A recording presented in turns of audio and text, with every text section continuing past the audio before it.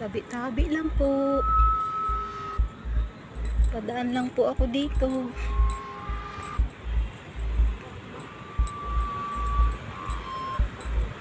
Tabi lang. So marami namang pumapasok. Ayan. Kadalasan mga pumapasok dito vlogger eh.